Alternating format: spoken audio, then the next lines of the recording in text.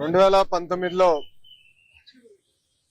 Telugu Desam party ఆనాడు ఓడిపోయినప్పుడు కావాలని తప్పుడు వార్తలు రాసి వ్యక్తిగతంగా నన్ను డిఫేమ్ చేయాలని ఆనాడు నా ఫోటో పెట్టి కింద క్యారికేచర్ పెట్టి ఏకంగా నేను విశాఖపట్నానికి వచ్చినప్పుడు 5 సంవత్సరాల్లో లాంజ్ లో స్నాక్స్ కి సుమారుగా 25 లక్షల రూపాయలు ఖర్చు పెట్టానని ఒక టైటిల్ పెడతాం జరిగింది. చిన్నబాబు చిరుతిండి 25 లక్షలండి అనే టైటిల్ తో పక్కన ఫోటో పెట్టి ఏకంగా ఆనాడు ఆర్టికల్ వేశారు.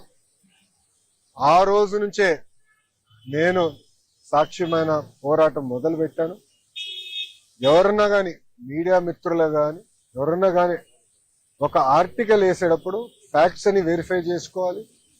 అవసరమైతే ఎవరిపైన అయితే రాస్తున్నామో వాళ్ళకి ఫోన్ చేసి ఇట్లా ఏబోతున్నాం, మీ అభిప్రాయం ఏంటి, మీ వర్షన్ ఏంటి అనేది జనరల్ గా కనుక్కునే సంస్కృతి ఉంటుంది.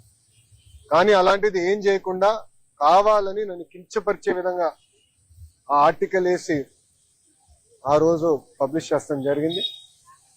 దానిపైన నేను సుమారుగా గత 6 సంవత్సరాలుగా నేను పోరాడుతున్నాను. ఇది 7వ నేను ఈ కేసు పైన విశాఖపట్నానికి వస్తాం. ఆ రోజు ద వీక్ అని వీక్లీ మ్యాగజైన్ కూడా ఆర్టికల్ వేస్తే నేను వాళ్ళకి నోటీస్ పంపించి ఆధారాలతో సహా, ఎందుకంటే ఏ డేట్స్ అయితే ఆర్టికల్ వేశారో ఆ రోజు నేను విశాఖపట్నంలో లేదని కూడా నేను నిరూపిస్తాం కూడా జరిగింది.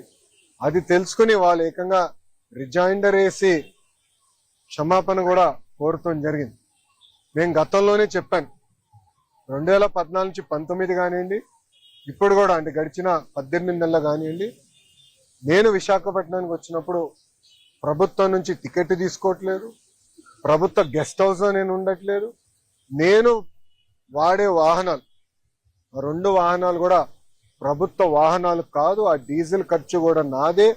నేను తాగే వాటర్ బాటిల్ కానీ చివరికి కాఫీ కూడా ఎయిర్పోర్ట్ లో లాంజ్ లో ఒక 5 నిమిషాలు నాయకులు మాట్లాడాలంటే లాంజ్ లో కాఫీ పౌడర్, వాటర్, చివరికి మగ్గు కూడా నాదే.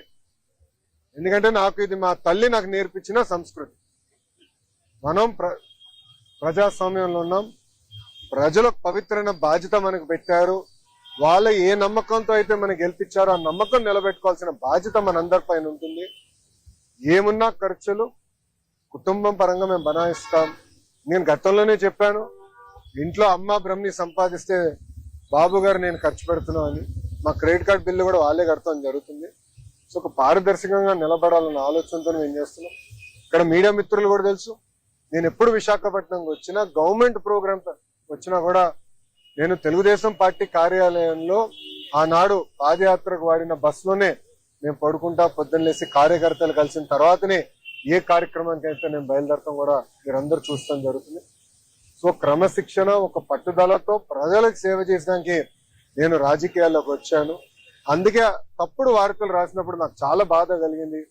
క్యారికేచర్ వేసి, అంటే పైన నా ఫోటో కింద క్యారికేచర్ వేసి నన్ను కించపరిచే విధంగా చేసినప్పుడు దీని మీద పోరాడాలని ఆనాడే నేను నిర్ణయించాను.